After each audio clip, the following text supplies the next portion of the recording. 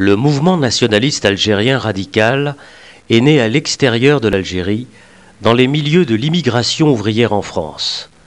Cela s'explique en grande partie par les conditions dans lesquelles la France a instauré sa présence coloniale en Algérie depuis 1830, colonie de peuplement mise en place de 3 départements français par opposition au système de protectorat tunisien et marocain.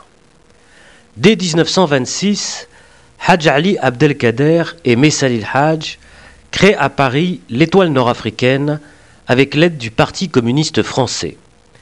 L'organisation réclame l'indépendance pour les pays d'Afrique du Nord et l'élection d'une assemblée constituante pour l'Algérie. Elle sera sévèrement réprimée et interdite. Le 8 mai 1945, jour de l'armistice, les nationalistes organisent des manifestations pour la libération de Messalil Hadj et l'indépendance de l'Algérie. La répression militaire dans le Constantinois, à Sétif et à Guelma, fera plusieurs milliers de morts. La brutalité de cette répression renforce le mouvement nationaliste. Le fossé se creuse alors avec les Européens d'Algérie. Une nouvelle génération d'Algériens entre en scène qui situe leur combat dans la perspective de la lutte armée. Au lendemain de la guerre, en 1946, Messalil Hadj crée le MTLD, Mouvement pour le triomphe des libertés démocratiques. Il s'appuie sur un nationalisme populaire, revendique l'indépendance et l'élection d'une assemblée algérienne constituante. De son côté, Ferhat Abbas fonde l'UDMA, Union démocratique du manifeste algérien. Parti de cadres et de notables, l'UDMA plaide pour une Algérie autonome et démocratique et pour un dialogue constructif avec la France. En octobre 1947, le MTLD remporte les élections municipales, mais les promesses non tenues, la mise en place d'un nouveau statut de l'Algérie, qui n'apporte en fait aucun changement, pousse Messalil Hadj à renouer avec l'action clandestine. Il crée une organisation paramilitaire secrète en 1947, l'organisation spéciale, OS, qui sera dirigée par Ahmed Ben Bella et Hossein Ait Ahmed.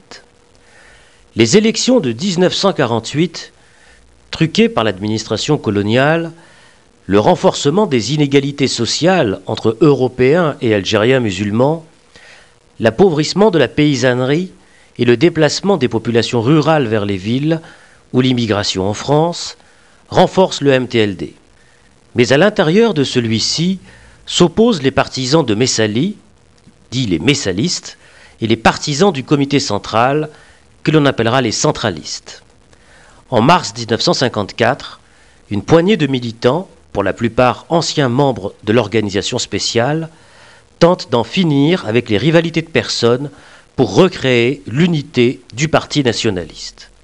Ainsi naît le CRUA, Comité révolutionnaire d'unité et d'action, impulsé entre autres par Mohamed Boudiaf, qui devient à la fin du mois d'octobre 1954 un mouvement politique, le FLN, Front de Libération Nationale, doté d'une armée du même nom, l'Armée de Libération Nationale, l'ALN. Dans la nuit du 31 octobre au 1er novembre 1954, explosions, incendies, attaques de postes de police sont signalés en différents points du territoire algérien, tous revendiqués par le FLN.